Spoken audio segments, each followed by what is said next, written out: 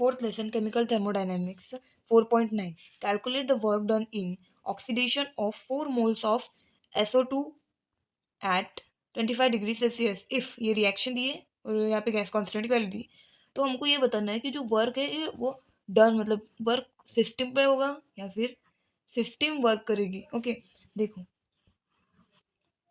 Work है ये, तो वर्क जब ओके ये सिस्टम है, अभी जब वर्क डन होगा सिस्टम पर तो क्या होगा, पॉजिटिव वर्क होगा। और जब सिस्टम करेंगे वर्क, जब सिस्टम वर्क करेगी तो वो निगेटिव में जाएगा। ओके मतलब देखो हम पर कोई ये सिस्टम हम है, ओके तो हम पर कोई वर्क कर रहा है तो क्या होगा, वो पॉजिटिव होगा। ओके और हम किसी पे वर्क कर रहे हैं तो निगेटिव में जाएगा। ओके सिंपल है, कुछ नहीं उसमें। देन देखो अभी हमें ऑक्सीडेशन ऑफ 4 मोल्स बोल रहे हैं ना, तो हम करके देखेंगे। Oxidation of 4 moles of SO2, तो यहाँ पे 4 मोल्स हो जाएंगे, फिर 4 SO2 plus O2 it gives कितना, ये 4 हो जाएंगे, ये भी इंक्रीज हो जाएगा, 2 से इंक्रीज हो जाएगा क्योंकि 2 and then 2 becomes 4 and then the whole reaction will be 2SO3 gas, this also gas, सबका स्टेट गैस ही से है।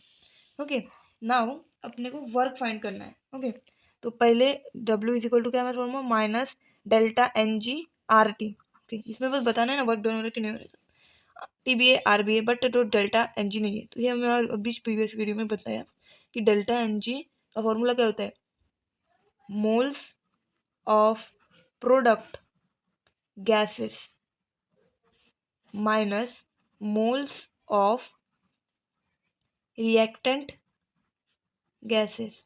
Okay moles of product gases minus moles of reactant gases है फॉर्मूला।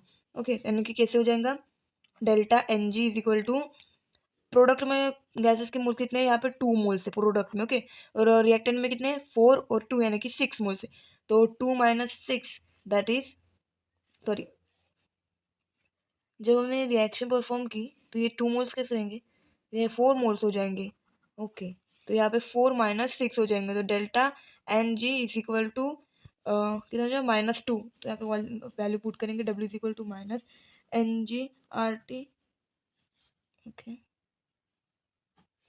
क्या लिख दिया, W is equal to minus delta NG/RT। Okay so now minus, ये पे माइनस है और ये -2, फिर R की वैल्यू है 8.314 इंटू 298। ओके तो ये पॉजिटिव हो जाएगा, 2 इंटू 8.314 इंटू 298, 2 से इसको इंटू कर दो सिंपली, क्या हो जाएगा 16.628 इंटू 298।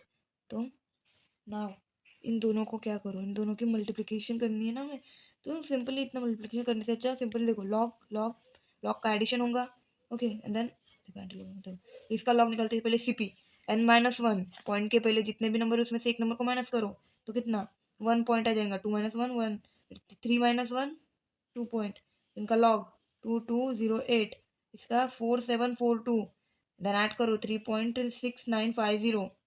ओके नाउ इन इसका एंटी लॉग निकालो, कैसे पॉइंट वाले डिजिट के बाद का, यानी कि पॉइंट के बाद वाले डिजिट 69 की वैल्यू 50 में 5 में, तो 4954 होता है। ओके एक डिजिट के बाद हमेशा पॉइंट देना, एंटी लॉग निकाला तो 10 टू द पावर, यहाँ पे क्या आ जाएगा, जो भी पॉइंट के पहले जो डिजिट होती है वो आनी चाहिए। ओके पावर में 10 टू द पावर 3, तो 3 दे देते हैं, पावर में 3 है तो यहाँ पे शिफ्ट कर देते हैं नंबर को 3 डिजिट 4954। ओके कितना ईजी था ना, W इज इक्वल टू 4955,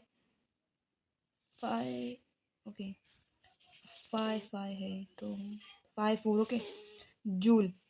तो अब मुझे बताओ क्या आया है, वर्क कैसे आया, पॉजिटिव आया है। तो जब वर्क पॉजिटिव कब आता है, जब वर्क डन होता है सिस्टम पर, जब वर्क हम पर डन होता है, हम ऐसे एग्जांपल लेंगे कि जब भी कोई हम पे वर्क करेगा तो पॉजिटिव वर्क होगा, हम काम करेंगे, देखो हम कुछ काम करेंगे बर्तन धोएंगे तो हमारा वर्क कम हो जाएगा, निगेटिव में जाएगा। तो देखो तो work is done on the system, यानी कि W जब भी ग्रेटर रहेगा, पॉजिटिव है इसीलिए क्या होगा, वर्क बड़ा होगा। अगर ये निगेटिव में जाता तो क्या होता कि वर्क इज लेस देन 0, तो फिर कौन वर्क करता, सिस्टम वर्क करता। ओके, अभी किसने work is done on the system हो गया, फिर work is done by the system हो जाता। कोई बहुत ही सिंपल सा क्वेश्चन था, और कोई भी डाउट्स हो तो कमेंट्स में ज़रूर पूछिए।